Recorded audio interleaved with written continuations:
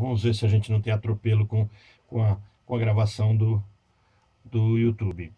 O nosso tema hoje é uma continuação. A gente sai daquele tema que a gente estava caminhando na formação do inconsciente, mas é um sai, só que não, né? Parece que a gente está saindo da discussão da construção do inconsciente.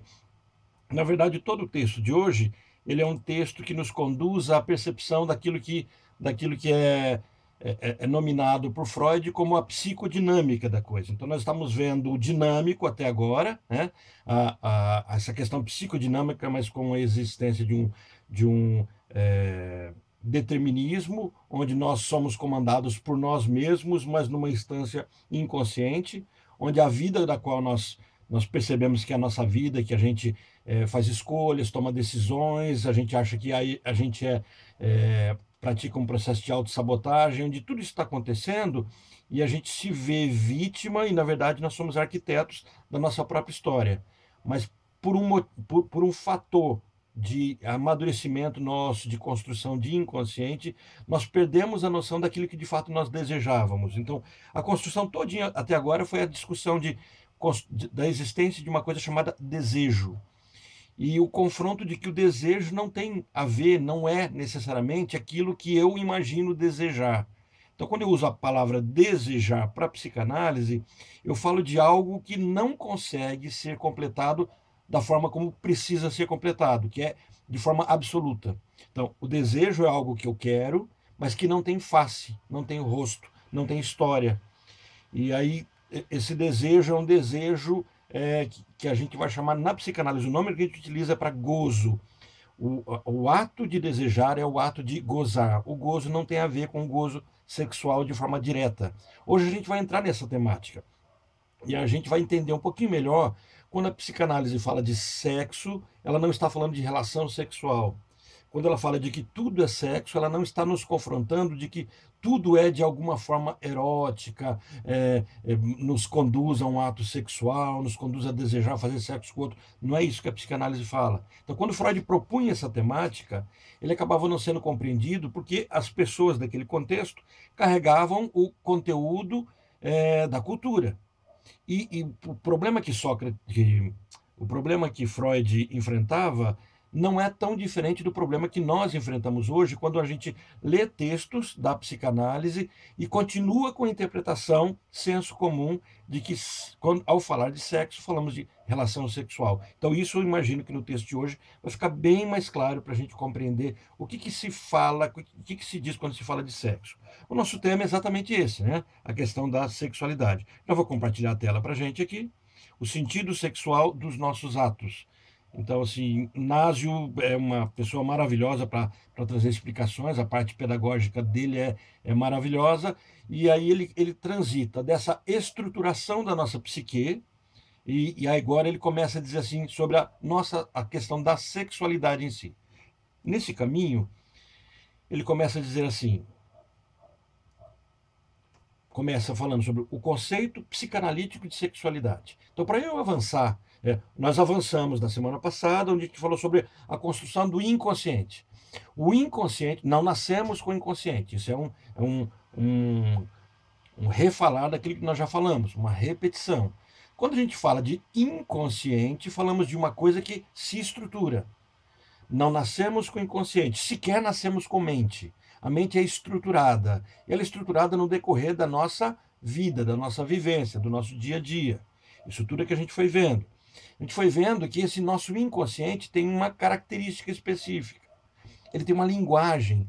E a linguagem do inconsciente ela é representacional, ela é representativa. Ela trabalha com imagens.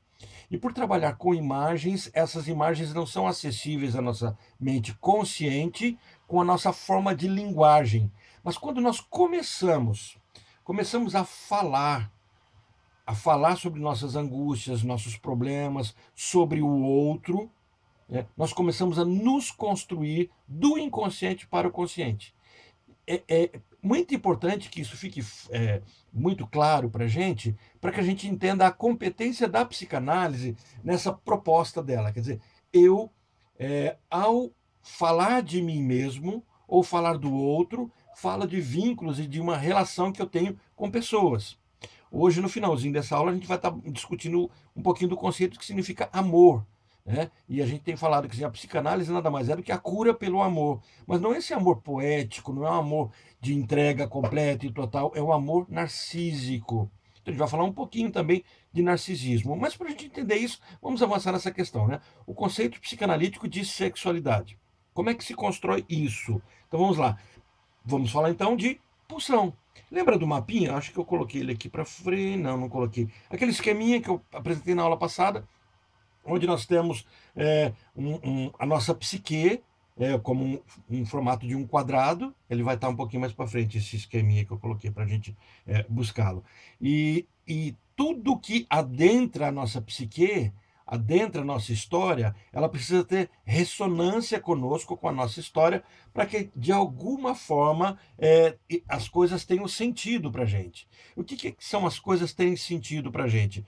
Elas mexam conosco de alguma forma. A gente está andando na rua e a gente vê muitas pessoas, muitas circunstâncias, muitas coisas acontecendo. Mas se elas não ressoam dentro de nós, se elas não criam eco, se elas não fazem um processo de espelho dentro de nós, elas não nos afetam. Se elas não nos afetam, elas nem nos machucam e nem nos impulsionam a nada. Então nós temos muitas coisas que acontecem que não são acessadas dentro de nós, mas todas as coisas que fazem parte da nossa história, elas nos tocam de alguma forma, elas criam em nós uma energia. Então vem um conceito pulsional de Freud, que nós também já vimos, de que aquele material do inconsciente, ele está energizado. Temos representações, temos figuras, temos imagens, e essas imagens, elas são vistas conforme elas foram energizadas na nossa história, conforme nós fomos reagindo ou não a ela. Então, quando nós falamos uma palavra, a gente fala pai. Uma pessoa que teve um pai presente ali o tempo todo, essa palavra pai vai ter um sentido, a energia que essa palavra carrega terá um sentido. Mas imaginemos uma pessoa que passa a vida toda fugindo do pai porque o pai é um malfeitor, o pai é um molestador. O sentido daquela palavra, a representação daquela palavra, corresponde completamente a uma outra coisa. Quer dizer, o conceito abstrato, o conceito ideal de pai, ele não é um conceito externo que agora nos invade, ele é um conceito interno. Então, com base nisso, Freud começa a propor que cada um tem sua própria história, sua própria dor, sua própria forma de ver as coisas. E por isso que a gente não pode fazer um carregamento coletivo. O que dói para mim tem que doer para as outras pessoas. O que dói para as outras pessoas tem que doer para mim. Então, se alguém passa mal por algo que eu acho que é completamente simplório, eu não posso julgar essa pessoa. Esse é o caminho da psicanálise. E aí Freud começa a falar de pulsões sexuais. E ele fala no plural aqui, pulsões sexuais. Freud ainda está construindo a teoria dele, que vai descambar, vai se estender, vai afirmar a existência de duas grandes forças que são antagônicas entre si. A pulsão de vida e pulsão de morte. Mas nesse texto não é o que a gente vai tratando especificamente. Inicialmente ele fala de pulsão. E agora essas pulsões sexuais, elas têm a ver com o quanto aquela força externa à nossa vida. Qual força externa à nossa vida? Aquela que toca o nosso corpo. Aquela que toca a parte física nossa, o quanto esse toque, esse erótico, esse erógeno, que me dá prazer ou me dá desconforto, o quanto isso afeta a forma de eu ver as coisas. É isso que ele vai começar a trabalhar. Então, por pulsões sexuais, olha o que ele diz. Essas tendências que aspiram ao ideal impossível de uma satisfação sexual absoluta. Ele diz assim, pulsão tem uma aspiração, tem um desejo, ser realizado completamente.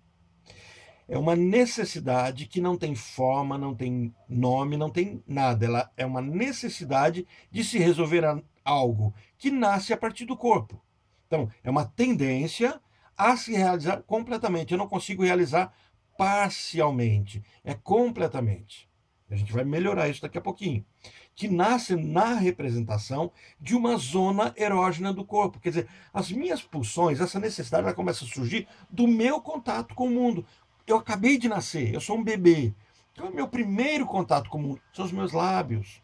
é o meu olfato, é o meu tato do meu rosto, que toca o seio da mãe, que sente o afago, o calor, sabe aquele eu-pele, a gente vai estudar isso mais para frente, a psicanálise lacaniana fala muito desse eu-pele, a nossa pele sente as emoções. Então esse tocar, da criança tocando a mãe, ela sacia a fome, e ao mesmo tempo ela constrói vínculo com a mãe. Ela faz dois caminhos. Então Freud começa a perceber que algo fisiológico surge, mas paralelo ao fisiológico começa a surgir a sensação de existir, de estar ali, de ter um outro presente. Então essa sensação é que vai corresponder ao processo de vida, de zonas erógenas, aquilo que me causa prazer. Então, essas minhas zonas erógenas, nascem na representação de uma zona erógena do corpo, esbarram no recalcamento e, finalmente, exteriorizam-se por atos substitutivos do impossível ato incestuoso. Então, só nessa frase aqui, o Nasio já está trazendo para nós toda a construção do inconsciente, está reprisando isso. Olha como é que ele diz. As minhas pulsões sexuais nascem do meu contato com o mundo. Qual é o meu contato com o mundo? Quando eu nasço, o seio da mãe. O desejo que eu tenho de mamar, mas o desejo de que mamar é gostoso. Eu me sinto bem, mas não me sinto bem só no corpo. Porque se for só corpo, é o que o animal sente. É uma coisa instintiva, é uma coisa mecânica, automática. Não, eu me sinto confortável, acolhido, eu me sinto bem. O prazer, a satisfação física, fisiológica, começa a me construir a noção de prazer, a sensação de prazer. Então ele vai dizer assim, isso é uma matriz, isso é uma base, que vai ser uma matriz, base para a minha vida toda, para o sentimento de satisfação. Eu me nutria e eu me sentia bem, eu me nutri. Então esbarro no recalcamento. O problema é que eu me nutria da minha mãe. A relação é incestuosa. É por isso que no meu Édipo, na minha fase em que o inconsciente se estrutura, nós não estudamos o Édipo ainda com esse grupo, nós vamos ainda estudar, então não se apavorem sobre os conceitos edipianos, vai ser estudado, acho que daqui a 2 encontros a gente vai estar falando sobre isso. Ele começa a carregar de atos substitutivos, quer dizer, no momento que a criança não tem o seio da mãe, mas ela quer ter o prazer de ter, de sugar, de ter o seio da mãe, o que essa criança começa a fazer?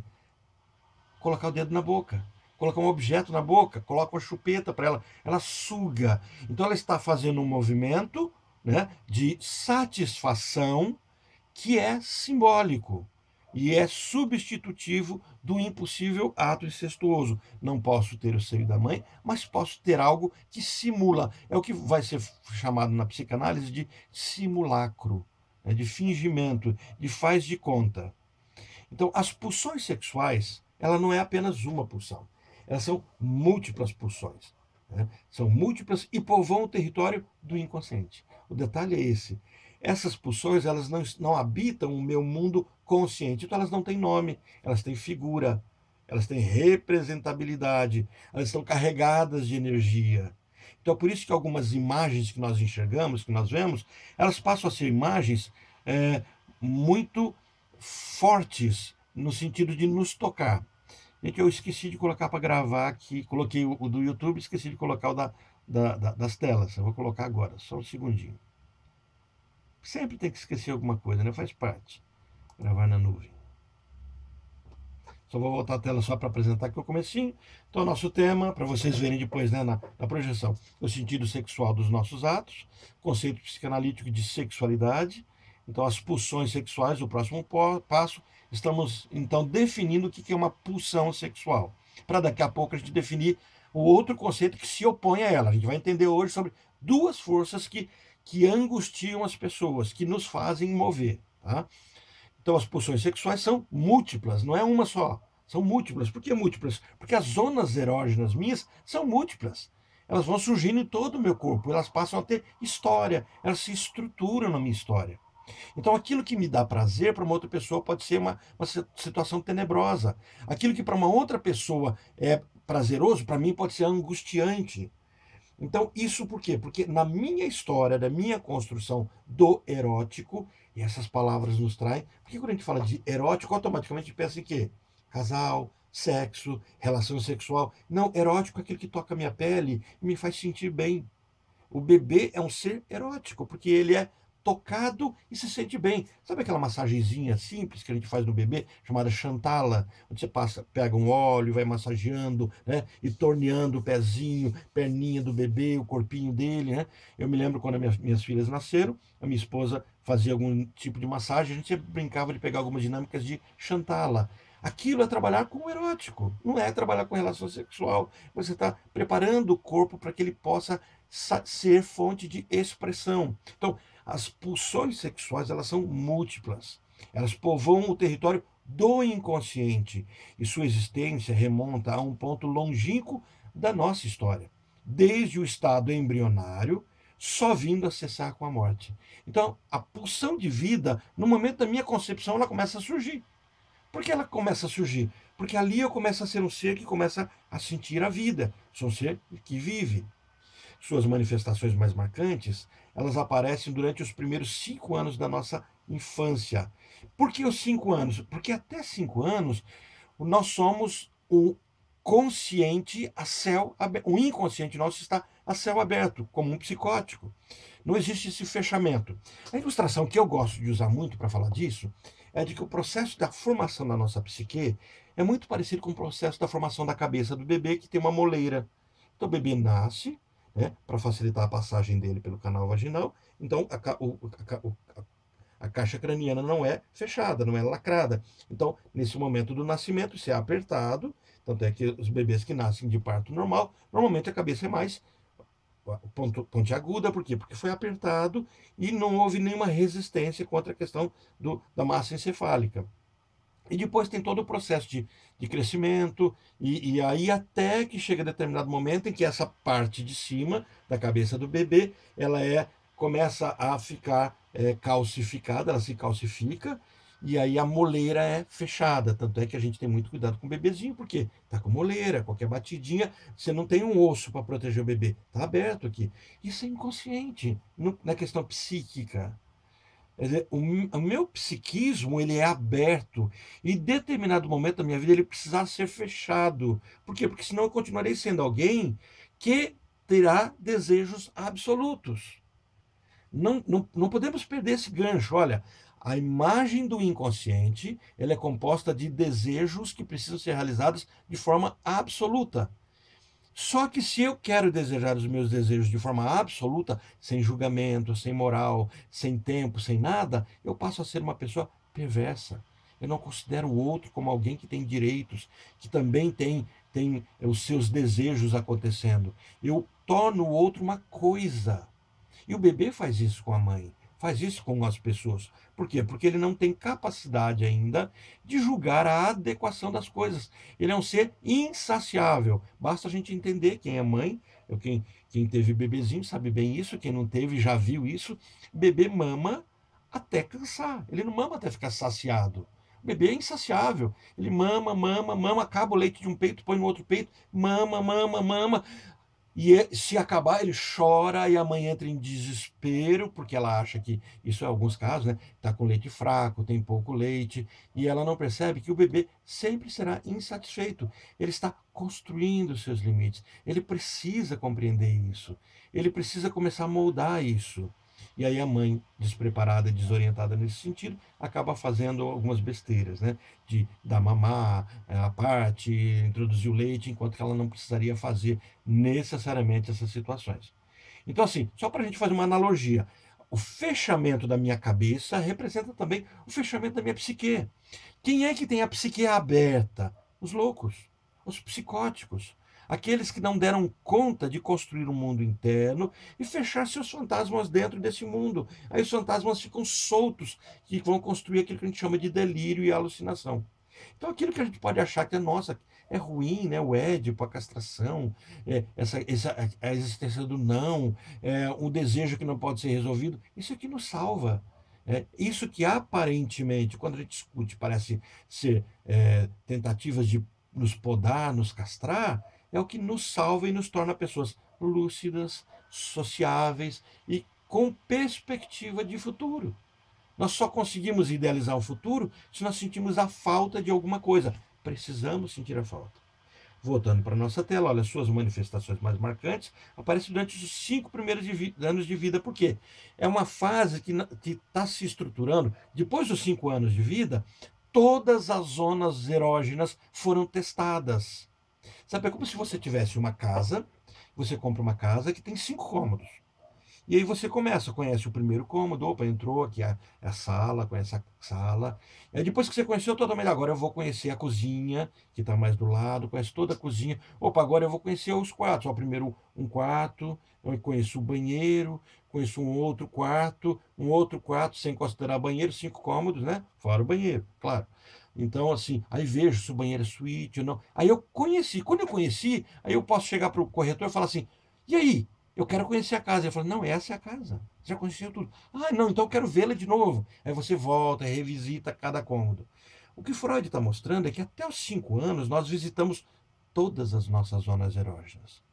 Então, todas as nossas manifestações eróticas são construídas até 5 anos. Opa, mas é aquele, aquele adolescente que está agora fixado, está querendo namorar, não consegue ver uma foto de uma menina nua na internet, uma menina com a saia mais curta, ele está ali, ele não está começando a sexualidade dele? Não, começando não.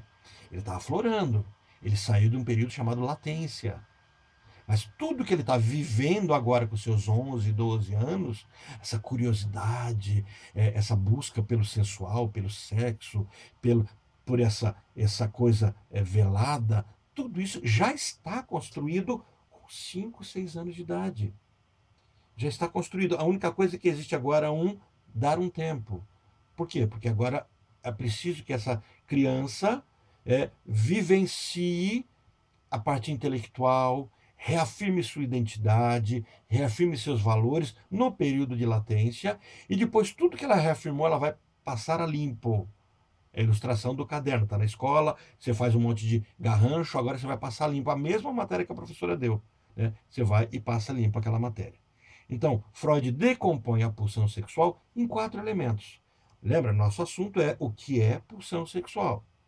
E ele fala, bom, como é que a gente entende isso? Ele diz assim, a decomposição da pulsão sexual em 4 elementos eu vejo a pulsão, primeiro, analisando sua fonte, é o que a gente está falando até agora. Qual é a fonte da minha pulsão sexual? É meu corpo. As minhas zonas erógenas, que se estruturaram até os meus 5 anos. Quais? Bom, vamos falar, na semana que vem a gente vai começar a falar uma por uma com detalhe. Mas para a gente já ter cenas do próximo capítulo, temos a fase oral. Então, pela minha parte, oral não é só boca. Tá? Pelo tema, a gente acaba trazendo só a boca. Não, oral é a boca, o olfato, é o tato, é o carinho que se sente, o afago, a respiração, é o próprio ouvir, é o estar presente, a fase oral.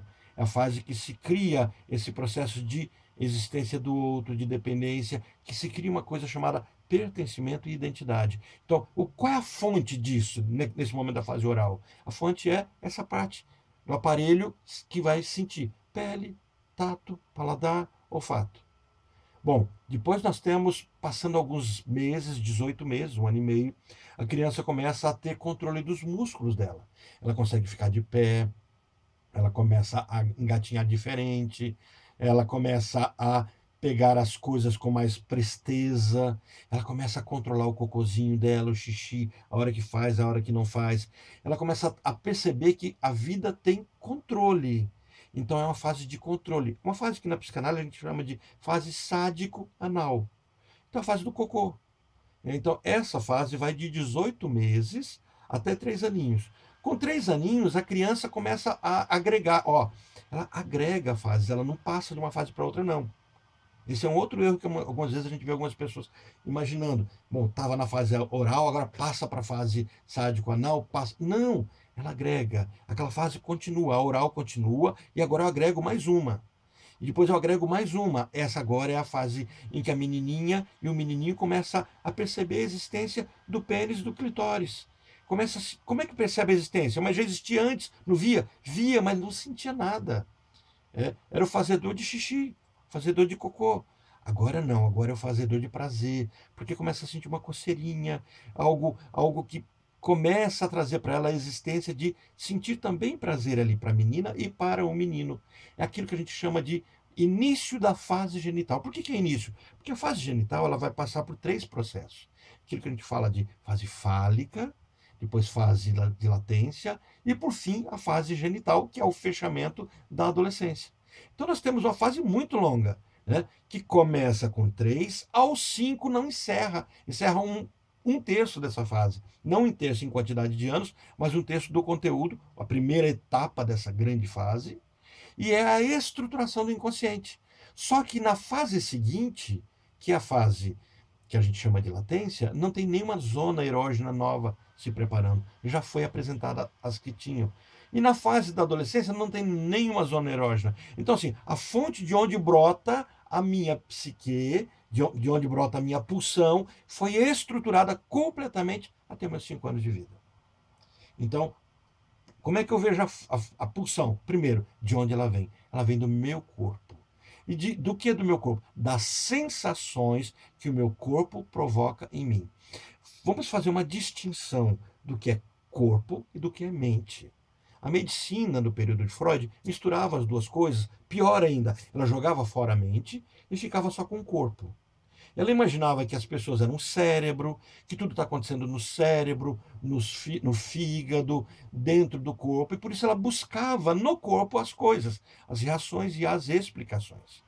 O que Freud propõe, né, aí teve um professor do Freud chamado Charcot, né, que era um professor lá na França, em Paris, onde ele foi fazer especialização.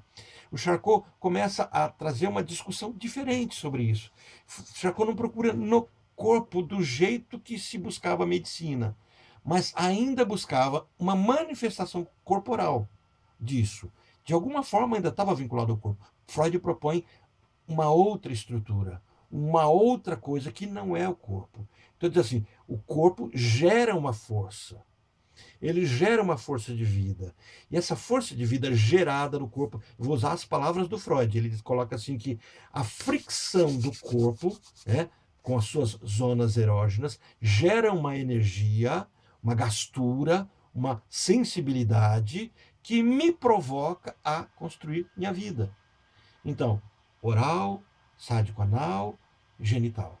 Essas 3 formas, essas 3 zonas erógenas comportam todo o meu corpo. Ah, Orlando, mas aí a glândula pineal, o sexto sentido. Freud não trabalha esse tema. Isso não é nem dito nem desdito. O que ele coloca é que isso não é. Ele nem trabalha esse tema. É Jung que vai tentar trazer isso, e ele, com medo de ser taxado de charlatão, ele recusa completamente essas posturas. Isso são descobertas novas, descobertas mais recentes, a existência de que eu conheço o mundo por meio de uma amígdala que tem no meio do meu cérebro, onde eu tenho a sensação das coisas. Por exemplo, você está na sua casa e acontece alguma coisa com alguém, e você fala, nossa, eu estou sentindo alguma coisa, estou sentindo que o telefone vai ligar e o telefone liga. Isso que o pessoal chama de esotérico, espiritual, isso não é espiritual nessa explicação. Não estou desmerecendo a espiritualidade, mas o que eu estou colocando é que existem explicações lógicas para isso. Nós temos no nosso corpo, no nosso cérebro, uma glândulazinha simplesinha que dá conta de enxergar sem luz, de enxergar por meio de eletricidade, de ondas, o nível de onda, o alcance dessa onda, a gente não sabe. Então isso tudo é chamado de um sexto sentido. Então tem umas explicações bem interessantes sobre isso. Não é nosso tema, é só para a gente aguçar a curiosidade de vocês. Aí ele vai colocar o seguinte, a pulsão tem que ser vista como uma força, a força que a move. O que move isso? É a energia que recobre toda ela. O bebê, no momento em que ele se sente bem sendo amamentado, ele tem como força motora a sensação de bem-estar, que depois que ultrapassará o bem-estar fisiológico. O que é o bem-estar fisiológico? É o bem-estar de estou com fome, comi, acabou a fome. Isso é fisiológico. Isso é interessante a gente entender, porque uma das formas que as pessoas lidam com suas compulsões é de não conseguir dar limite aos seus desejos. Uma pessoa que come muito, compulsivamente, mesmo que o cérebro diga assim, para de comer, que a barriga está cheia, ele recusa esse comando do cérebro e continua comendo. E continua fazendo esse caminho. Eu tive um paciente que precisava perder muito, muito, muito, muito peso, não era pouco, era muito, ele precisava perder quase que um dele e meio, né? E ele vai ao médico, o médico propõe fazer uma bariátrica e explica para ele, fala, olha, o seu estômago vai ficar do tamanho de um copinho de café, bem pequenininho. Então você vai comer pouco. Ele abandonou o tratamento, não quis ir mais, porque ele disse assim, eu vivo, para mim, o que é prazeroso é comer. E se for tirado de mim o meu vínculo de prazer, eu prefiro morrer obeso. Isso estou falando de uma pessoa com 200 quilos. Então, de uma pessoa que racionalmente deveria falar, ok, eu aceito que eu coma só uma xicrinha de café de comida a cada 3 horas, porque eu vou emagrecer, eu vou ter qualidade de vida, eu vou poder viver. Não, e aí a gente fala, essa pessoa é louca. Não, existem mecanismos psicodinâmicos, forças pulsionais que estão circulando, da qual a pessoa não lida conscientemente, porque são inconscientes. Então, existe uma força que nos move. E essa força, ela é chamada, depois a gente vai ver melhor, o nome dela é de desejo. Calma que desejo também vai ser bem definido ainda nesse nosso encontro. A terceira questão que é posta aqui é que a pulsão ela tem um objetivo que a atrai. Então, ela não é algo solto, uma força, uma fagulha que entra num local e fica ricocheteando para todos os lugares. Não, ela tem uma finalidade. A finalidade é ser completamente resolvida, realizada, de forma completa e absoluta. Ela não tem meios termos. Então, a falta que ela percebe, vamos pegar na linguagem do bebê. O bebê que deseja mamar, ele deseja mamar e ponto final. Não adianta você vir com brinquedo para ele, distrair, ele quer mamar. Ele vai chorar, até que você dê o peito e ele comece a mamar. Depois ele vai construir um simbólico disso. Mas depois, nesse primeiro momento, ele está completamente querendo resolver seu sofrimento de forma absoluta, completa. E aí o último aqui que ele coloca que é o objeto, por meio do qual tenta chegar a seu objetivo ideal. Então ele tem um objetivo e agora ele tem um caminho para fazer isso. Ele tem um meio de contato. Como?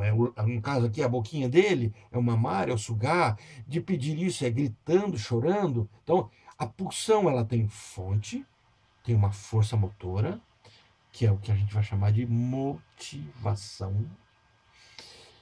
Aí vem a pessoa para o consultório e fala assim, nossa, eu estou muito desmotivado. Não tem jeito de alguém estar desmotivado. Impossível.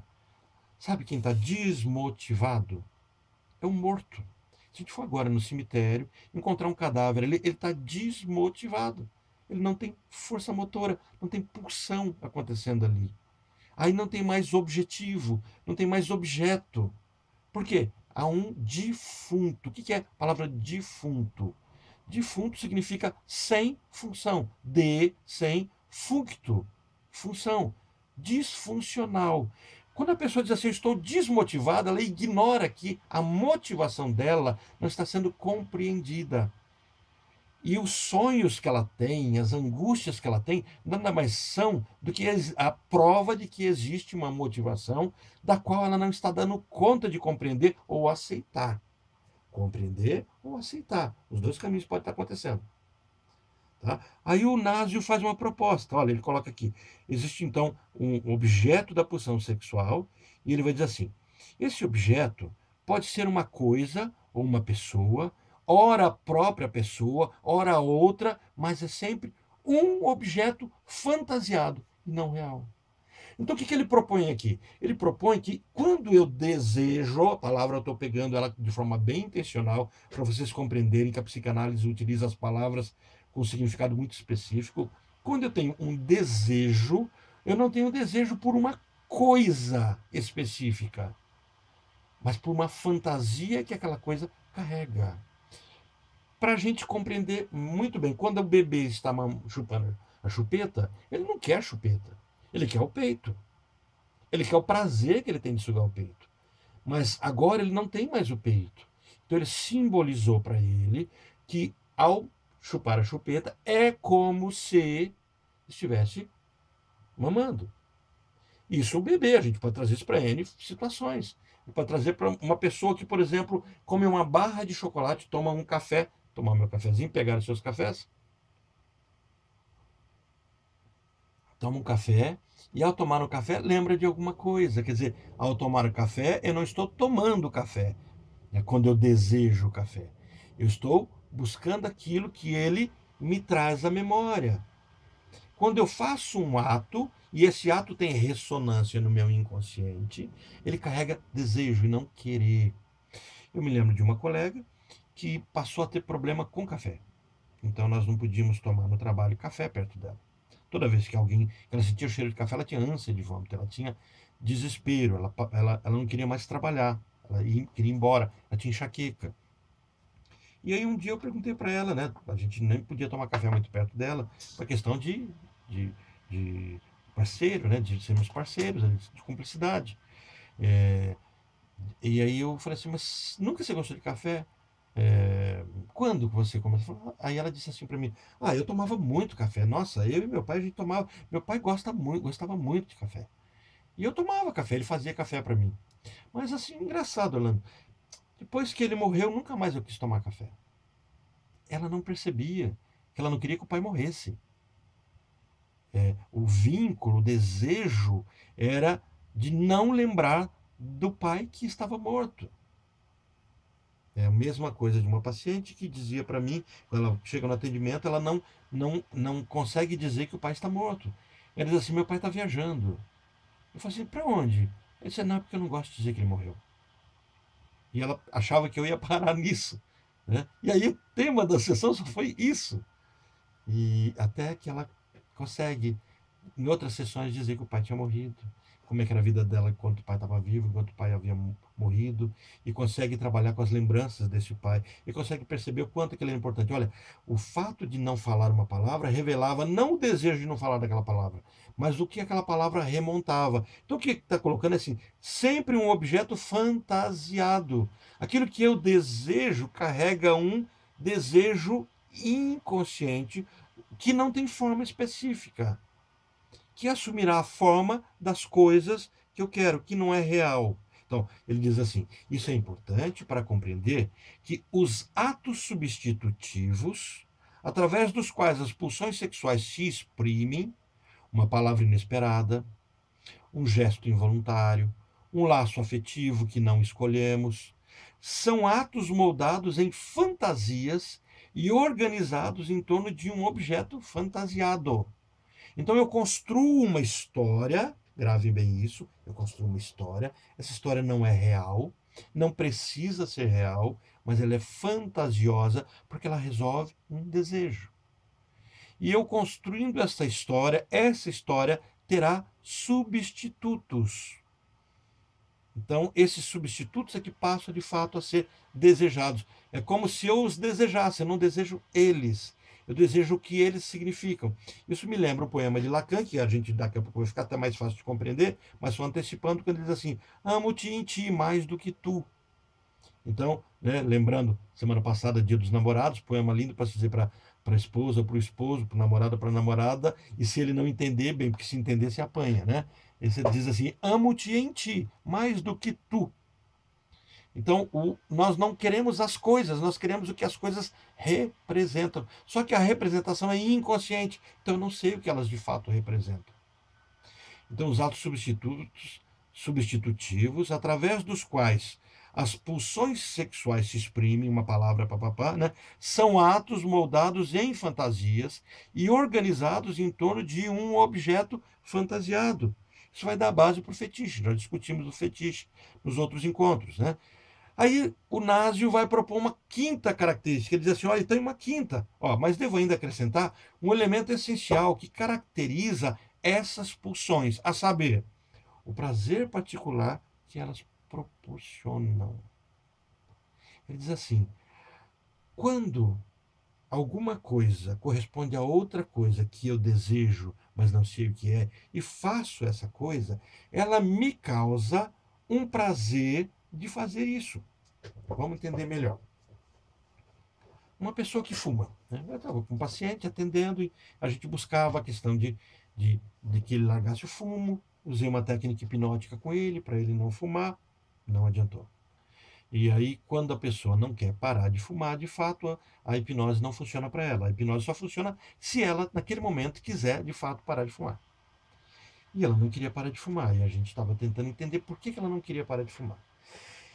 E essa pessoa começa a me descrever que todos os dias, dormindo bem, dormindo mal, tomando remédio, o que fosse, 3 horas da manhã, ele acordava. Não, 5, desculpa, 3 horas é uma outra pessoa. 5 horas da manhã ele acordava. Podia estar super cansado e dormir 3 horas da manhã. 5 horas ele acordava. E aí dava uma certa insônia nele. Ele se levantava, ia para a sacada do prédio dele, fumar. Fumava um cigarro. Depois que ele fumasse um cigarro, aí ele voltava para a cama, conseguia dormir até o horário que ele tivesse que dormir.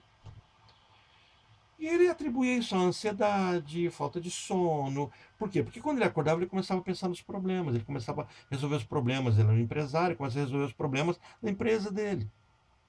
No decorrer das sessões, fica muito claro dois vínculos. Primeiro, quem fumava? Um dia ele fala assim: Orlando, eu estou igualzinho meu pai. Eu me vejo muito igual ao meu pai. Meu pai fumava. E ele morreu por causa do cigarro. Então, esse paciente só fumava à noite. E nesses momentos.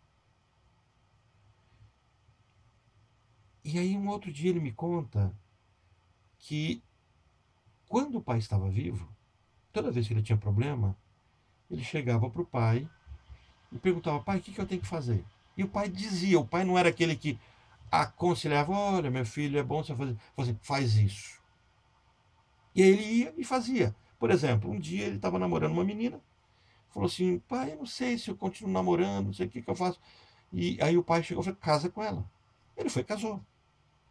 Um dia ele foi para a faculdade, qual curso que vai fazer, gerou aquela dúvida: pai, que curso eu faço? O pai: faz tal curso. E ele, tudo que o pai mandava fazer, ele fazia. E ele vivia bem desse jeito. O pai morreu. E aí não tinha mais quem respondesse para ele. Aí ele foi procurar psicólogo. Foi para uma terapeuta, depois foi para outra terapeuta, depois estava comigo. Sempre procurava, e ele procurava alguém que dissesse para ele o que fazer. Ele dizia assim, essa expressão assim: Orlando, me ajuda a resolver isso, me ajuda a decidir. E o meu papel não é ajudar ninguém a decidir. O meu papel é mostrar, desvelar um pouquinho da angústia, né? Então eu trazia a própria fala dele, no final era ele que tomava a decisão. Ele dizia assim: então eu tenho que fazer isso? E eu dizia assim: você acha que isso é o melhor para você? Ele: acho, então faça isso. Ele queria ouvir isso, então faça isso. Aí ele ia e fazia. O que ele percebia? Todas as vezes que ele ia fumar, ele não queria fumar. Ele queria o pai. Ele queria que o pai respondesse. Por quê? Porque na hora que ele acordava, os problemas todos vinham à mente, ele começava a pensar nos problemas, fumava o cigarro todo, depois ele conseguia dormir. O que o Inácio está colocando aqui é que até esse ato secundário também gerará um nível de prazer. Então, os meus sintomas, os meus atos substitutivos, aquilo que eu vou não compreender porque eu faço, ele gera dois níveis de prazer. O prazer ligado ao desejo e um prazer que ele provoca em mim. Então, o menino que usa droga, o menino ou a menina que fazem sexo de forma descompensada, a pessoa que rouba para se colocar em risco, a pessoa que machuca, maltrata outra pessoa, a pessoa que adoece, tudo isso traz o que vai ser chamado por muitas psicologias de benefício secundário. Aqui o Násio está colocando que isso carrega também prazer particular que elas proporcionam. Não o prazer absoluto a que visam. Quer dizer, o prazer absoluto é do desejo. Ele não é saciado. Porque se ele fosse saciado, a pessoa faria aquilo e acabou. Ele não é saciado. Mas um outro nível de prazer, mas prazer limitado que obtém. Um prazer parcial. Aí ele diz assim: essa é a qualificação do ato sexual. Quando alguém procura fazer sexo, agora o adulto, ao procurar fazer sexo, a matriz dessa busca não é a matriz do orgasmo. É a matriz de buscar alguém para fazer sexo. Porque a matriz do orgasmo, a pessoa resolveria com ela mesma, se masturbando. Ela não precisaria do outro. Por que as pessoas precisam do outro para fazer sexo, se elas podem se excitar e resolver isso com elas mesmas? Porque existe uma matriz do contato com o outro. Só que esse contato com o outro não se realiza absolutamente. Por que não se realiza absolutamente? Porque está no campo do desejo. E o desejo nunca é saciado. E é por isso que essa pessoa sacia o seu corpo naquele momento, mas tão logo termina, o corpo dá conta, ele deseja de novo. Ele não deseja de novo só porque é bom e é gostoso. Ele deseja de novo porque, lembra a pulsão? Vou até voltar a tela aqui. Olha só, ela tem fonte, ela tem uma força motora, algo que a move. E ela é movida para sempre. É uma roda cuja energia nunca cessa, está sempre se movendo. Um prazer parcial qualificado de sexual. Eu trouxe a ilustração do ato sexual, mas não é só isso. É o fumar, é o beber, é o ser agressivo, é o xingar, é o agredir. São aqueles problemas que nós temos. Mas só problema não, são coisas boas também. É o trabalhar, é o resolver alguma coisa. É por isso que nós somos fadados, destinados a nunca estarmos completos, a nunca estarmos saciados. É por isso que você fala assim, nossa, tudo que eu quero na vida é ser rico. Se eu ganhasse na Mega Sena, eu ia ser feliz. Ganha na Mega Sena, daqui a pouco você está dando um tiro na cabeça que está infeliz. Se ser rico resolvesse o problema dos seres humanos completamente, não que não resolva uma parte, né? Mas completamente, não tinha rico se matando, não tinha rico usando droga, não tinha rico sendo infeliz ou prejudicando outras pessoas. Então, assim, existe um fator que é psicodinâmico, que é do meu inconsciente, e existe uma realização que está vinculada àquele padrão. Então eu faço aquilo me dá prazer, aquilo é bom, mas tem que fazer de novo. Aí eu faço aquilo me dá prazer, é bom, mas eu tenho que fazer de novo. Então essa é o que a gente vai chamar de sexual. É só para relação sexual? Não, relação sexual é um ato. É um ato genital, talvez, que a gente vai ver também que não é só isso, né? Então, o que é prazer sexual? Aí ele continua divagando sobre isso. Olha, do ponto de vista da psicanálise, a sexualidade humana não se reduz ao contato dos órgãos genitais de dois indivíduos, e nem à estimulação de sensações genitais. Isso não é ato sexual. É interessante, eu queria que vocês pegassem todo esse conceito que a gente vai estar falando de sexualidade, e depois se perguntasse, se questionasse, depois a gente mais para frente vai trazer essa discussão, a compreensão da homo e heterossexualidade. Quando a pessoa busca o outro, ela busca o outro e não um complemento de si. Mas ela precisa buscar no outro alguma coisa que ela sente que falta nela. O outro que é diferente dela, que a completa. E aí nós começamos a ter um problema para discutir a homoafetividade, quando alguém busca a si mesmo no outro. Porque o hétero busca não a si mesmo no outro, mas algo que ele não tem e precisa completar. E o homo? Não vou responder isso nesse nosso encontro, é só para deixar isso borbulhando, porque a psicanálise discute isso e muito bem. Ela tem boas respostas para essas questões também. Do ponto de vista da psicanálise, a sexualidade humana não se reduz a esse contato, né, genital em si. Olha só. Ora, o que é o prazer sexual? E em termos mais gerais, o que é a sexualidade? Sexualidade, que para Freud começa quando nós nascemos. Chamamos sexual a toda conduta que, partindo de uma região erógena do corpo, boca, ânus, olhos, voz, pele. O que é sexual no corpo? O corpo. O todo do corpo. Tudo que existe no corpo é sexual. Por quê? É erógeno. O tocar na cabeça, tocar na orelha, tocar no rosto, sentir o cheiro, escutar a voz, um toque na pele, qualquer parte da pele, é tão excitante quanto tocar nos genitais. Porque o genital é uma parte da minha zona erógena. Só que haverá uma construção desse simbólico. Só em outros módulos, bem para frente, por exemplo, o pessoal da turma que se forma agora no final do ano, eles estão discutindo exatamente isso. A turma da Tânia, da Priscila, eles estão discutindo exatamente esse assunto agora, né? A questão da construção dessa sexualidade. E apoiando-se numa fantasia, proporciona um certo tipo de prazer. Fantasia. Essa é a palavra-chave.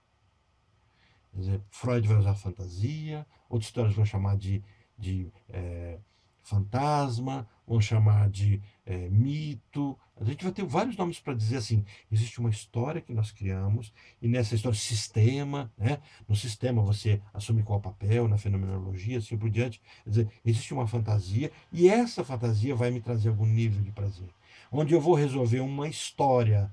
Essa fantasia, uma história está sendo resolvida. Que prazer? Que prazer que comporta, um prazer que comporta dois aspectos. Primeiro prazer, o prazer por si, ou per si, está na mesma. Sem objeto, satisfação. Então, o prazer sexual é um prazer, primeiro, por si. Estou satisfeito. Quem acha que o prazer sexual é o prazer altruísta, de me colocar no lugar do outro, de conceder ao outro prazer, né? Quando o parceiro sexual está interessado se a outra pessoa está satisfeita, esse interesse é egoísta. É de ele ser único, de não precisar de uma outra pessoa. Não é que fala, que legal, tal, o fulano está interessado, né, no outro, né? Eu sempre cito a situação do Gicovac e do Jô Soares, né? Gicovac é um psiquiatra que já faleceu, e ele está no Jô Soares. Tinha na CBN o divã do Gicovac, né? Ele escreveu alguns livros também. Ele está na entrevista com o Jô Soares, e ao falar sobre orgasmo, o Jô Soares fala assim que entendia que o momento do orgasmo era o momento mais altruísta do ser humano, porque o ser humano naquele momento estava completamente entregue ao outro. E o Gil Kovac da risada, de jeito nenhum, aquele momento mais egoísta do ser humano, porque naquele momento o mundo pode acabar, ele só está interessado nele, ó, é o prazer por si, sem objeto. É um prazer de satisfação. O bebê está mamando, e naquele momento não existe mãe, não tenho essa ilusão. As mães que colocam o bebê, olha, que ele está apaixonado por mim. Não, ele está curtindo o que ele tem naquele momento, ele está sentindo o prazer. Por quê? Porque eu não consigo sentir o outro, eu me sinto a mim mesmo. O meu contato psíquico com o meu corpo, ele existe do meu corpo. Eu consigo sentir o meu corpo, eu consigo sentir o que não é meu corpo. Então, esse é o caminho. Se eu não consigo sentir que não é meu corpo, é o meu corpo de forma satisfatória. E o padrão é do inconsciente. Primeiro, sua diferença radical daquele outro prazer que é proporcionado pela satisfação de uma necessidade fisiológica. Ele diz assim, ó, não é aquela mesma necessidade fisiológica. Comer, eliminar, defecar, urinar, dormir. Porque esse prazer ele é realizado. Então ele vai assim, não é uma satisfação, tem como base a satisfação fisiológica, mas não é ela. Porque a satisfação fisiológica cessa. O instinto me leva para uma satisfação fisiológica. Um cachorro excitado pelo feromônio, né, pelo cheiro da cachorra, que está no cio, excitado por aquele indicador biológico, fisiológico, ele procura a cachorra, ele tem o ato com a cachorra, terminou aquilo, acabou. Por quê? Ele satisfez-se fisiologicamente. O ser humano não. O ser humano carrega o fetiche, o vínculo, a brincadeira, uma fantasia que está envolvido ali. E essa fantasia é para o bem e para o mal. É para os dois lados, porque ela não tá, ela está no campo do inconsciente. Existe uma discussão muito grande sobre castração química de estupradores. Pode servir como punição. Pode servir para aqueles que não conseguem conter a sua excitação e fazem atos de loucura, mas têm noção do certo e do errado. Mas para criminosos, de fato, a castração química não vai gerar muito efeito, porque o fato deles não serem potentes não vai impedir que eles não queiram de alguma forma penetrar. Então existem casos, eu me lembro de um caso, isso em Brasília, um estuprador, que ele não se contentava em estuprar, porque ele não estuprava. Ele utilizava objetos. Havia um fetiche. E todo psicopata carrega fetiches. O maníaco do parque, o fetiche dele era fazer sexo com cadáveres. Ele matava suas vítimas e fazia sexo. Então, assim, fetiche tem a ver com desejo, porque não carrega moral nele. Então, assim, não estamos falando de um prazer fisiológico. Estamos falando de um prazer que, paralelo ao fisiológico, se construiu como satisfação. É inconsciente, é perverso, coisifica o outro. O prazer de mamar do bebê, por exemplo, se o prazer de sucção corresponde do ponto de vista psicanalítico a um prazer sexual, que não se confunde com o alívio de saciar a fome. Ele tá com a barriguinha cheia, mas ele está mamando ainda. E prova disso é que ele termina de mamar, ele sai mamazinho, sai leitinho da boca dele, ele está pela tampa de leite. E aí você tem que colocar ele na costinha, fazer ele arrotar e colocar ele de ladinho, porque dormindo ele está tão cheiozinho que vai vazar para ele não engasgar. Por quê? Ele não mama até estar saciado, ele não se sacia. Ele mama enquanto ele estiver com força muscular para mamar. Alguns mamam com tanta avidez que ficam suados, ensopados de suor, naquela avidez, e aí cansam e dormem. Alívio e prazer, por certo, estão associados, mas o prazer sexual de sucção logo se transforma numa satisfação buscada por si mesmo. Quer dizer, inicialmente está vinculado o mamar com o leite. Daqui a pouco não precisa mais do leite, é só o mamar. Logo se transformará numa satisfação buscada por si mesmo, fora da necessidade natural. Vai estar cheio, não precisa, não está com fome, mas quer mamar. O sujeito passa a ter prazer em sugar, independentemente de qualquer sensação de fome. E Freud diz, surge a figura do chuchar. Chuchar é quando o menininho coloca o dedinho na boca, a menininha coloca o dedinho na boca, fica chupando o dedo. Ele está chuchando, ele está buscando aquele prazer, né, de satisfação. Fisiológica, não, mas o fisiológico ajudou a fazer isso, montar isso na mente dele. Minha esposa atendeu uma pacientezinha em Brasília, uma menininha de 7 anos, que ela chupava o dedo. Então, ele foi para uma escola, mudou de escola, e aí a professora disse assim para ela, todas as vezes que você colocar o dedo na boca, eu vou avisar todos os coleguinhas e todos vão te vaiar.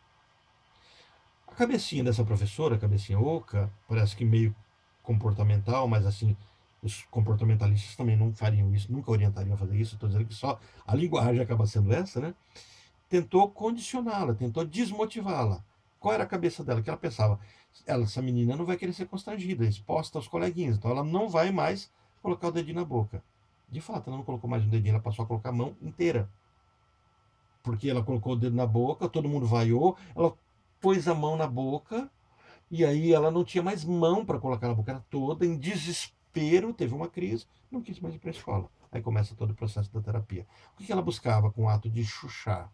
Buscava a proteção que ela matriciou, montou, estruturou na sua infância bem terra. Estamos falando de uma menina de 8 anos, né? Quando nasceu, ela criou esse conforto. Prazer, então, mediado por um objeto fantasiado. Então, primeiro nós temos esse prazer dado pela satisfação que é causada nele, satisfação, a palavra-chave. E segundo, é o prazer sexual bem distinto, portanto, do prazer funcional, polarizado em torno de uma zona erógena, obtido graças à mediação de um objeto fantasiado e não de um objeto real, e é encontrado entre os diferentes prazeres das carícias preliminares ao coito em si. Então, tudo aquilo que é prenúncio de um ato sexual em si, ele é um prenúncio, de fato ele está indicando, eles são fatores, indicadores que já causam, que já trazem o mesmo prazer fantasioso, e não o prazer fisiológico, que ele virá também de tal forma como é poderoso o fantasioso. Para conservar nosso exemplo, o prazer de sucção irá prolongar-se com o prazer de abraçar o corpo do ser amado.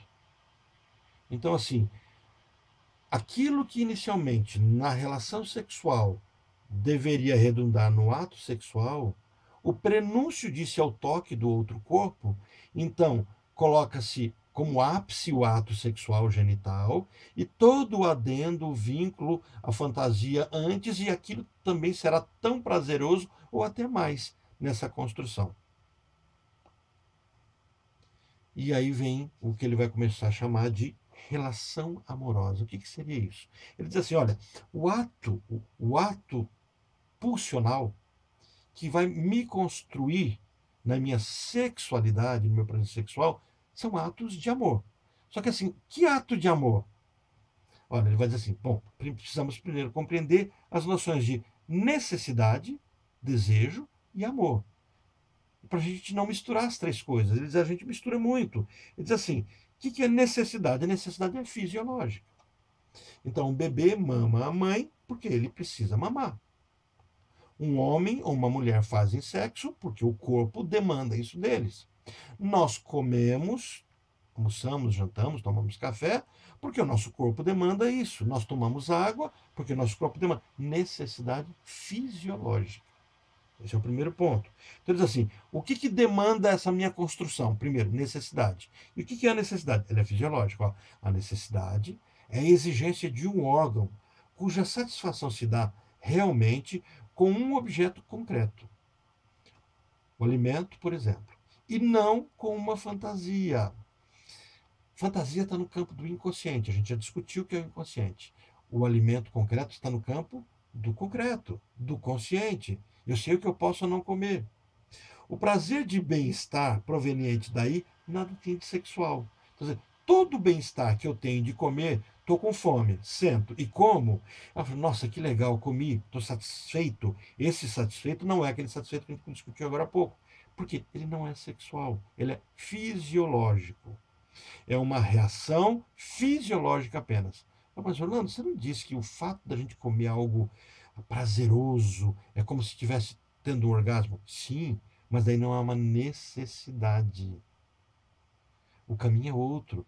Os dois estão agregados, estão vinculados. Mas, por exemplo, se eu estou com fome, eu posso comer pão, pão duro, pão sem manteiga, pão com manteiga, brioche, eu posso comer pão australiano, posso comer um cachorro quente, posso comer carne, estou comendo qualquer coisa. Se eu estou com fome, eu preciso encher minha barriga. Fisiológico.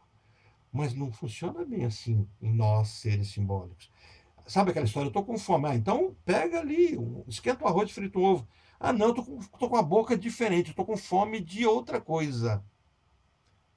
Isso aqui Inácio está colocando. Então, dentro da pulsão, eu tenho a necessidade, mas eu tenho uma outra coisa que é o desejo. Os dois estão vinculados por uma história, mas os dois não são a mesma coisa. Por quê? O desejo está no campo do psíquico. O desejo não tem forma, o desejo tem fantasia. Olha, o desejo em contrapartida, ele é uma expressão da pulsão sexual. O fisiológico é do corpo. Enquanto que o desejo está vinculado à minha pulsão sexual prazerosa, em que me traz a satisfação não do corpo, mas a satisfação da minha mente. É a própria pulsão sexual quando lhe atribuímos uma intencionalidade orientada para o absoluto do incesto. O vínculo da criança, do bebê, era de ter o corpo da mãe completo para ela, de internalizar ele para si, de devorá-lo todo. Essa busca imagética, imagem fantasiosa, essa busca, quem fez o curso de desenho sábado passado, começou a fazer, sabe bem o que é imagem. Não vou contar. Quem não fez inscrição no curso vai perder essa parte. Estou brincando, depois eu conto para vocês, né? Mas assim, o conceito do que é imagem, né? Imagem, né? Imagem, né? Então, assim, é a própria função sexual quando lhe atribuímos uma intencionalidade orientada para o absoluto do incesto. Contenta-se com um objeto fantasiado, encarnado pela pessoa de um outro desejante. Ó, observa bem isso. A pessoa que deseja não necessita. O desejo satisfaz completamente. Objeto fantasiado, não o objeto em si, mas a fantasia que esse objeto tem. Encarnado, ele está numa pessoa, de um outro desejante. Então, isso vai construir ponte entre as pessoas. Eu desejo algo que o outro encarnou e o outro deseja algo que eu encarnei. E isso vai criar vínculo de desejo, vínculo simbólico, de fantasia. Eu busco no outro não o que o outro é, mas aquilo que eu vejo que o outro tem. Que o outro tem, e não que o outro é. O outro busca em mim não o que eu sou, mas aquilo que ele imagina que eu tenha, porque eu tendo posso compartilhar e dar para ele. O vínculo é pelo ter, a busca é do ter. Tenho alguma coisa que o outro deseja, e não sou eu. Então, nesse sentido, a mãe, vamos voltar para a historinha do bebê, a mãe não é ela desejada pelo bebê, mas o que ela tem é desejado pelo bebê, o que ela tem, o colo, o afeto, o carinho, o aconchego. O que o bebê quer é isso. E aí só que ele vai criando um jeito de ser. Ele vai criando uma forma de expressar esse desejo, que não se resolve. Por que não se resolve? Porque se resolvesse, não queria de novo. E continua querendo, querendo, querendo. Está no campo do desejo, do inconsciente. Olha, diferentemente da necessidade, o desejo nasce de uma zona erógena do corpo, e se satisfaz parcialmente com uma fantasia cujo objeto é outro desejante. Assim, o apego ao outro equivale ao apego a um objeto fantasiado, polarizado em torno de um órgão erógeno particular. O apego que eu faço com a outra pessoa, ele está vinculado à fantasia.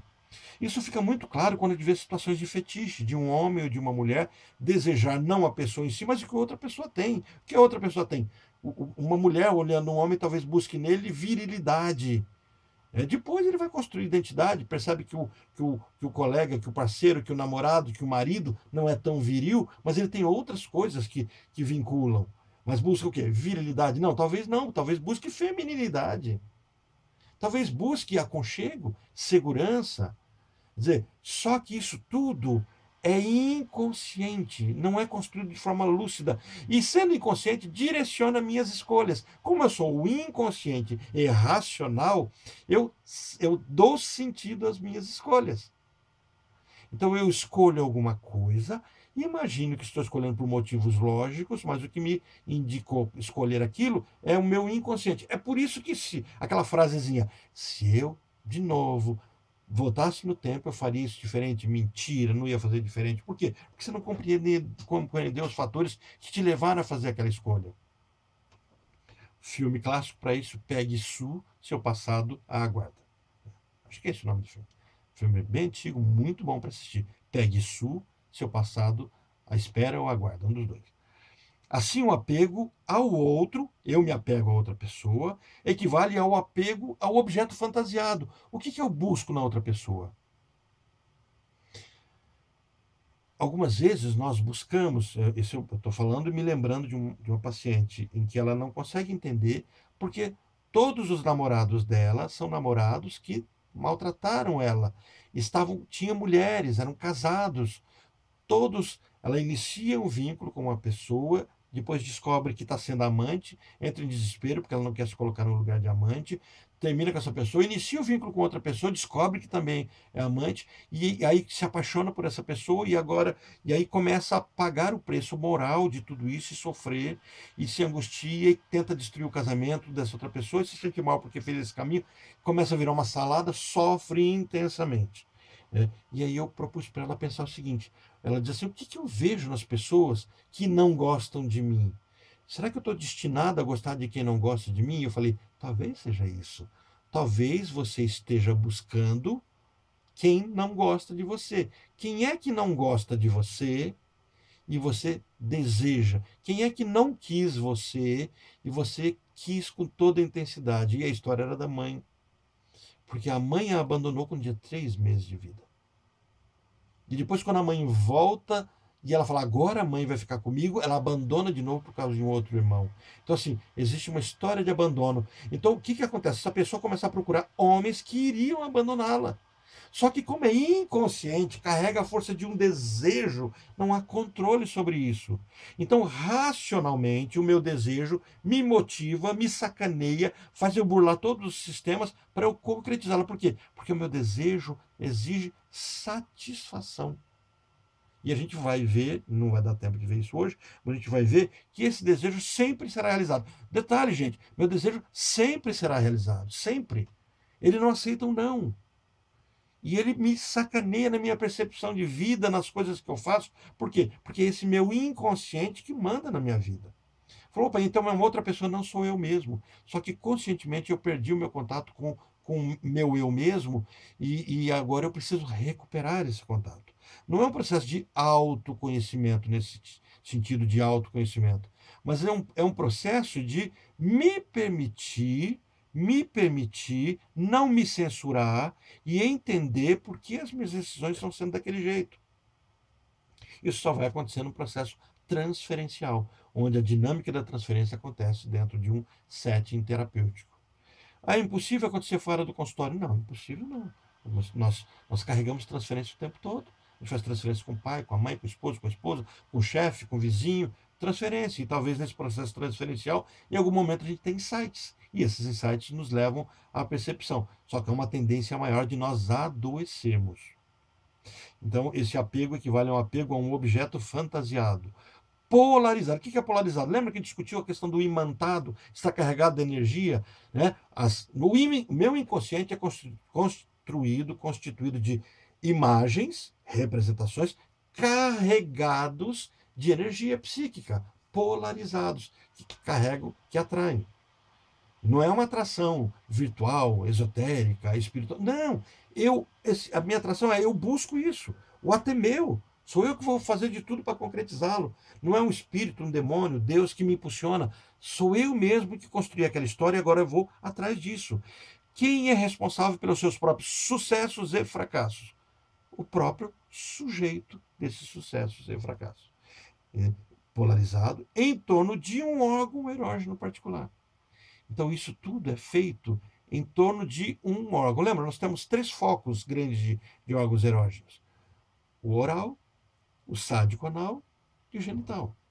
Então, esses 3 órgãos erógenos, um deles terá primazia no meu jeito de ser, de resolver a vida. Ele vai gerar o meu jeito de ser. É por isso que a gente vai dizer isso, esse é assunto, depois que a gente terminar esse tópico, que a gente vai ver o outro, né? É assunto para a gente discutir sobre minha personalidade. Alguns têm personalidade oral, alguns têm personalidade sádico-anal, alguns têm personalidade genital. Então a gente discute um pouco disso.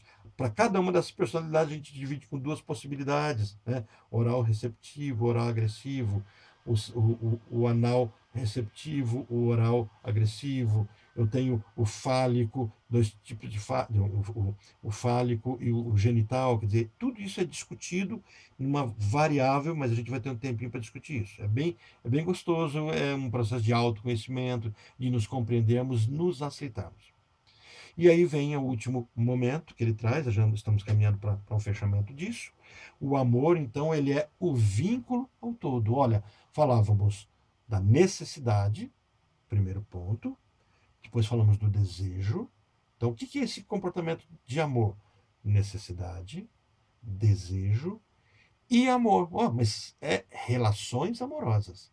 As nossas relações amorosas são construídas por necessidade, fisiológico, por desejo, um fator psicodinâmico, inconsciente, e o amor, que é o vínculo ao todo. Ele faz a junção dessas 2 coisas. Ao quê?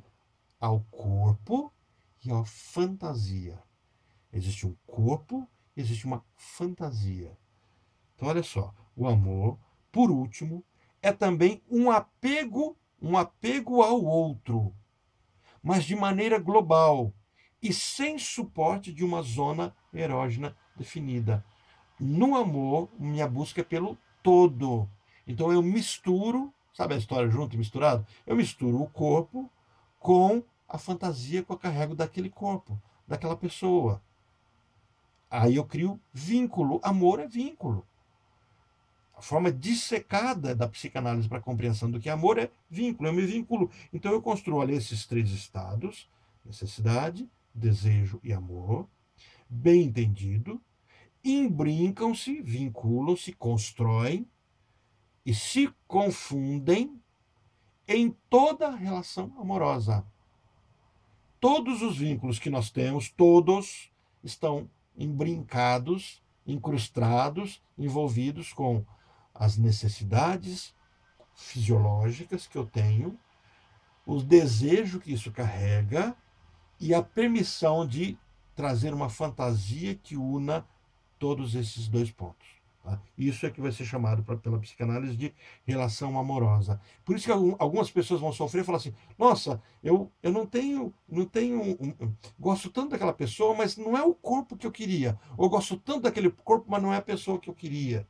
Sabe? Isso significa que o amor não está construído. O que é o amor? Onde eu consigo trazer a fantasia e vincular as minhas necessidades e os meus desejos diante daquilo. Aí tudo isso constrói duas pulsões. Não é pulsão sexual? Opa! A pulsão sexual, ela está no campo do inconsciente, construída por meio do desejo.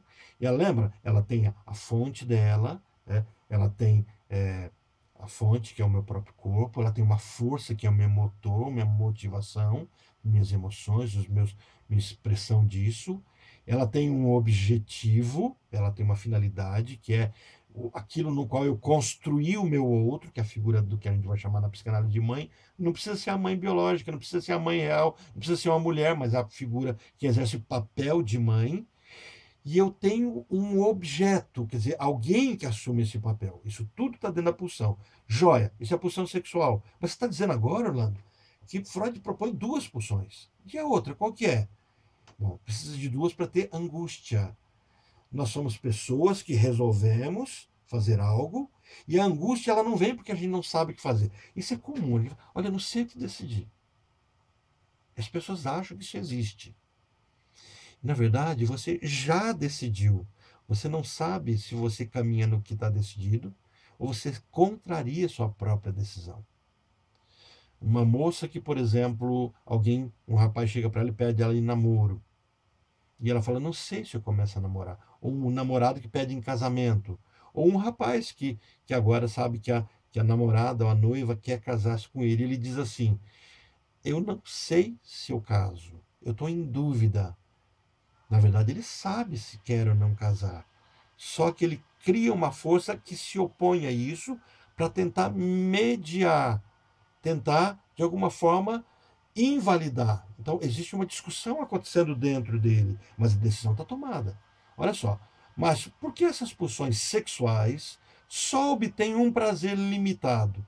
E mais, por que se contentam com objetos fantasiados e não com objetos concretos e reais? Então, por que tudo é mediado por uma figura? Por que eu, ao desejar, não realizo o meu desejo? Um motivo muito simples, as pulsões sexuais só obtêm um prazer parcial e substitutivo, porque esse foi o único prazer que elas conseguiram conquistar, com muita garra, depois de se livrarem das defesas do eu. Isso me lembra um paciente que ia se casar e ele diz assim, Orlando, casamento marcado, né? E ele fala assim, Orlando, não posso me casar. Eu falei, por que não? Orlando, eu vou perder as mulheres, de ter várias mulheres, eu vou perder de fazer sexo com muitas mulheres, de sair com quem eu quiser, eu vou perder minha liberdade. Eu falei, certo, quantas mulheres você vai perder? Você tem quantas hoje? Ele disse, não, nenhuma. Com quantas mulheres você já fez sexo? Não, com nenhuma, eu nunca fiz sexo com nenhuma mulher. Você não vai perder, você vai ganhar. Você vai fazer sexo com uma mulher, você vai ganhar uma mulher, você vai ganhar uma história. Mas olha, ele estava fixado no desejo. Qual é o desejo dele? Absoluto, infinito, de não perder, de ter. Né? Um outro paciente traz a mesma angústia de, será que eu caso? E se eu casar, o que vai acontecer? A minha vida vai ser tolhida. Eu falei, vai ser, você vai ser casado. Você vai tomar decisões. E eu falei, mas você dá conta de não casar e não ter ninguém? Não, eu preciso ter alguém, eu gosto da minha namorada. Então, o que está implicado? Percebe? O meu desejo, ele encontra uma barreira. E a luta, a angústia existe porque a barreira me diz assim, esse é o certo. E eu quero tentar driblar. O que ele vai dizer assim, o que escapa disso é o que foi possível. Olha, esse foi o único prazer que elas conseguiram conquistar com muita garra depois de se livrarem das defesas do eu. Então existem defesas desencadeadas. Trouxe para vocês de novo aquele mapinha, que era da nossa outra aula. Acho que dá para a gente fechar com ele. Né? Então, assim, esse é o nosso aparelho psíquico, onde nós vemos aqui no cantinho da esquerda o representante da pulsão. Esse representante da pulsão, agora você já sabe que a pulsão, ele tem uma fonte, é o corpo, tá? Ele tem um caminho, é a realização. Esse é o meu objetivo, realização. Qual é a realização? N fatores. Né? A minha pulsão, ela carrega imagens que colam nela, lembra? Aderência. Imagens que aí eu polarizo, torno elas positivas ou negativas. Né? Eu polarizo, torno elas imantadas. Tudo isso começa a acontecer. Aí nós temos essas pulsões, elas caminham e elas se confrontam com uma barreira chamada recalcamento. Não se esqueça, até os 5 anos, praticamente, não havia essa barreira. Os psicóticos não têm essa barreira. Os perversos não têm, os psicopatas não têm essa barreira. Nós, neuróticos, que podemos entristecer, entrar em depressão, querer morrer, entrar em desespero, termos angústia, termos enxaquecas. Nós que podemos sofrer no dia a dia, a vida, porque a vida é construída de sofrimentos assim, é o que a psicanálise vai chamar de patos, sofrimento, mal-estar, né? Nós, então, temos essa barreira que nos causa lucidez. Somos lúcidos, temos consciente. Então, essa barreira bloqueia as pulsões que exigem uma realização completa. Só que algumas coisas escapam. Aquilo que não escapa começa a mover nosso inconsciente. Estão vendo aqui o retorno e fica circulando, como aquilo que a gente já discutiu, condensação e deslocamento. Agora, algumas coisas passam. Algumas passam e não conseguem se resolver, tentam fazer uma descarga completa ideal, né? Prazer absoluto e impossível. Impossível. Nunca vai ser realizado. Né? Então, é por isso que está tracejado. Então, algumas partes são realizadas pela atividade intelectual, vão causar um prazer moderado, e algumas outras vão ali para a formação do inconsciente, terem prazer parcial e substitutivo. É isso. O que eu posso ter do meu desejo é só isso: prazer parcial e substitutivo. Ou posso gastar essa energia com um tipo de prazer moderado. O homem que quer ter todas as mulheres do mundo, quer sair como um garanhão, pegando todas, ele talvez tenha que se contentar, no máximo, a ter uma, se for infiel, 2, 3, se masturbar, fazer ginástica, atividade física para gastar um pouco disso. Isso se ele não fizer nada disso, ele vai sonhar, ele vai ter outros caminhos que o inconsciente dele vai fazer para gastar essa energia. Mas toda a monstruosidade dele ficará guardada dentro dele, não como monstros. Porque lembra, o inconsciente não tem valores. O psicopata não tem filtro. Ele quer algo, ele mata, ele faz, né, aquilo acontecer. Não, o neurótico, ele tem o recalcado, ele faz esse caminho. Então, esse mapinha nos descreve o funcionamento do psiquismo, e ele consegue fazer esse fechamento de tudo isso que eu passei para vocês. Olha, dentro, só agora focando o que a gente está buscando. Então, por que nem todos os meus desejos são realizados? E eu tenho que me contentar com parte dele. Porque, olha só, prazer parcial, eu coloquei aí, um pouco colorido aquele círculo que eu estava mostrando para vocês. É disso que nós estamos falando. Então, nós estamos falando que aquilo que nós vivenciamos como angústia é porque muitas vezes nós tentamos recusar o prazer que conseguiu escapar. E nós estamos tentando buscar um desejo e não compreendemos o desejo porque ele não tem forma. Né? E aí vem essas formações do inconsciente. No consultório, no sofrimento, a gente lida com formações do inconsciente. Esse é o nosso objeto de tratamento. Então, nós temos esse confronto, né? Duas forças antagônicas. Pulsão sexual, depois a gente vai discutir, isso chama-se pulsão de vida, né? E pulsão de recalque, que é pulsão de morte. Essas duas pulsões começam a acontecer, e o recalcamento também é a sua maneira, uma força, ou melhor, uma pulsão. Então, essas pulsões se confrontam, elas me tornam pessoa viva. Eu tenho desejos que precisam se realizar, eu tenho uma pulsão que me conduz a realizá-los e sentir prazer com eles, que caminha do fisiológico, do desejo, do vínculo do amor, tudo isso está caminhando nesse processo pulsional. Mas eu tenho recalcado, dizendo, não pode, isso você não pode querer, isso você não pode desejar. Tá? Na semana que vem nós vamos avançar um pouquinho mais disso e a gente vai ver que não é só o recalcado. Existem outros fatores, junto com o recalcamento, que nos ajudam a liberarmos e tomarmos nossas decisões. Vai ficar um pouquinho mais claro por que nós tomamos algumas decisões e já fala assim, meu Deus, por que eu fiz isso? E a gente aí vai jogar a culpa no diabo, vai jogar a culpa em Deus, nas pessoas, nos inimigos e toda coisa. E não tem um culpado, nós escolhemos isso. Para eu fechar a tela, é interessante, a psicanálise nos liberta de uma escravidão muito intensa. É que de imaginarmos que nós não somos donos dos nossos próprios atos, que nós somos vítimas. A psicanálise nos torna autores dos nossos atos. Ela só diz assim, nós só não sabemos que nós decidimos. Nós precisamos saber, ter a consciência de que as decisões que nós tomamos, que nós achamos que não tomamos, foram tomadas por nós. E por serem decisões nossas, nós podemos, inclusive dizer, não quero mais. Quando uma pessoa diz assim, eu sou vítima da vida, eu só sou assim, porque Deus, o universo, o destino, meu temperamento. Por que você é nervoso? Meu temperamento é sanguíneo. É muito gostoso trabalhar com temperamento. Eu gosto de fazer aqueles testezinhos com pacientes sobre os temperamentos colérico, sanguíneo, melancólico, fleumático, com enneagrama, tipo 1, tipo 2, tipo 3, tipo 4, até o tipo 9, ou com os tipos psicológicos, que são 16 tipos psicológicos. É muito gostoso. Para processo de autoconhecimento. Mas o que a psicanálise propõe não foi isso que te motivou, te destinou a tomar decisões. Foi você mesmo, você só precisa entender em que instância.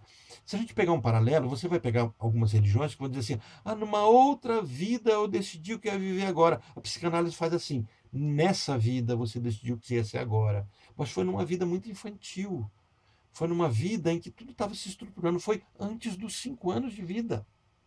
Você decidiu quem você ia querer desejar. Agora você tem que recuperar essas lembranças, ou transferir essas lembranças para o momento atual. Talvez você não recupere as lembranças, mas você vai refazer tudo isso e ficar livre para dizer assim, joia, até aqui eu decidi assim, mas daqui em diante eu quero decidir diferente. Ok? Vou interromper a tela para a gente ficar num debatezinho no tempo que vocês estiverem disponível para a gente conversar. Tenso o nosso assunto hoje? Super interessante, Orlando. Eu já tinha visto, mas é sempre bom ver de novo. Sim, mas carrega uma tensão de nos... Como se nós nos obrigássemos a nos entender, sendo que a gente não vai dar conta de se entender mesmo, né? Nós não vamos nos entender nunca, sempre a gente vai carregar essa angústia. Poxa, eu queria tal coisa, mas desejo outra coisa, né? Essa angústia nos faz viver. É bem interessante isso.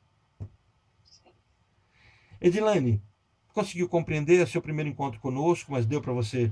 Eu passei para você as outras aulas, né? Não sei se deu tempo de você vê-las.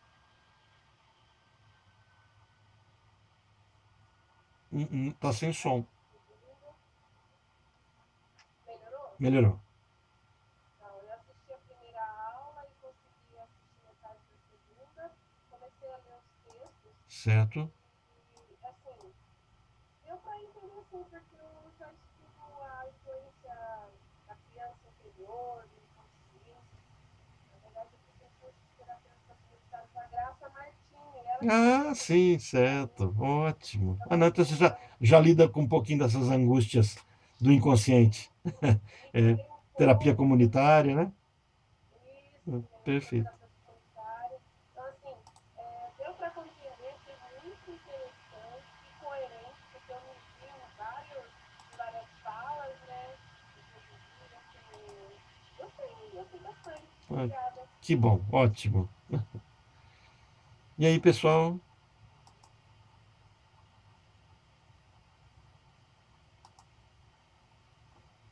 Alguém quer falar alguma coisa, alguma colocação? Senão a gente caminha para o encerramento. Não, Orlando, só ia falar que você fechou com tapa na cara, né?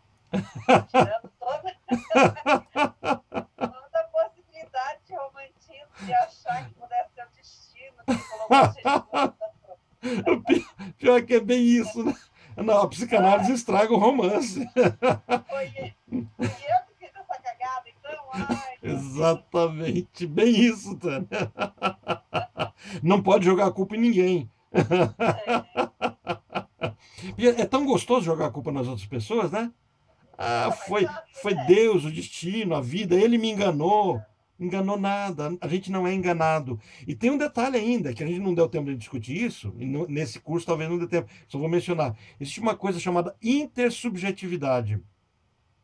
Se vocês assistirem a série Lie to Me, né? Lie, mentir, né? Minta para mim, que é a história do consultório do Lightman, que no Brasil nós temos um site chamado Metaforando, que é um psicólogo um especialista, ele acho que não é psicólogo, um especialista que trabalha com essa questão das microexpressões. Você vai perceber que o tempo todo nós falamos a verdade, mesmo mentindo, a gente fala a verdade e nós conseguimos entender a verdade do outro o tempo todo.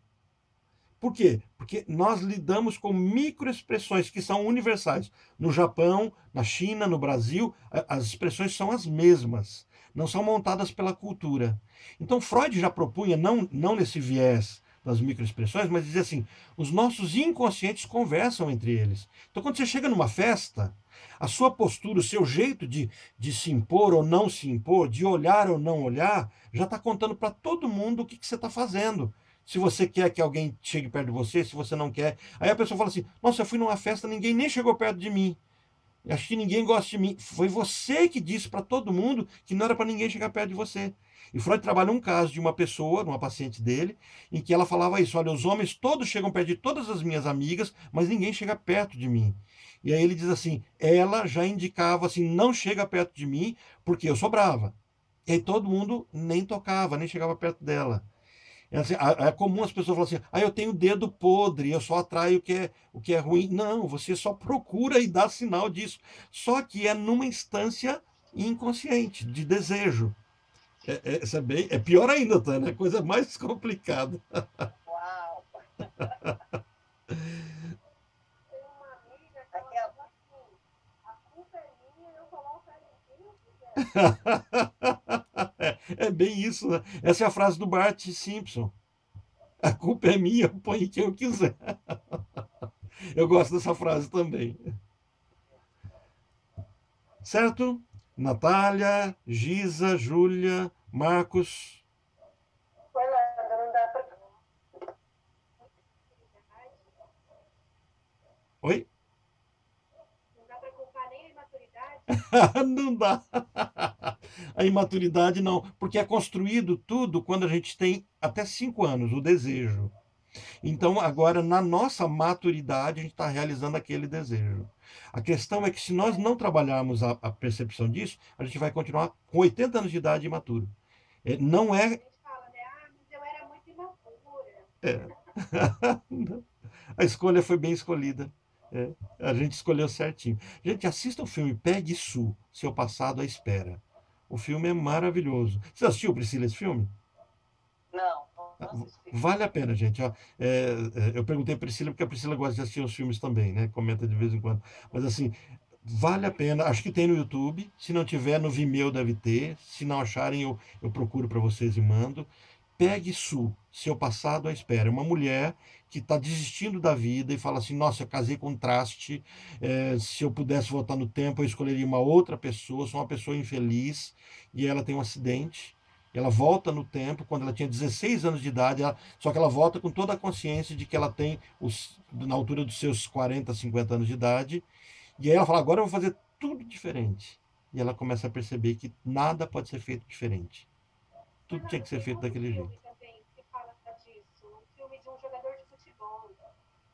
Ele tenta se matar porque acha que ele parece que se machucou. Eu não lembro o nome do filme agora.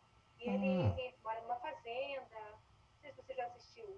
E ele acha Nunca. que a vida dele é medíocre, porque ele virou fazendeiro, teve filhos, que ele tinha que voltar e jogar se ele não tivesse se machucado. E ele volta com a consciência toda, ele acaba querendo se casar com a mesma esposa. Tenta descobrir pra gente o nome desse filme. É lindo o filme. Tenta descobrir, manda no grupo, Manda tá? Fica sua tarefa de casa. tá bom. Certo? Podemos fechar então? Semana que vem Fechado, a Orlando. gente continua a partir daí, tá? Obrigado vocês, boa semana para vocês. Até mais. Para os que até amanhã, até amanhã. Tchau.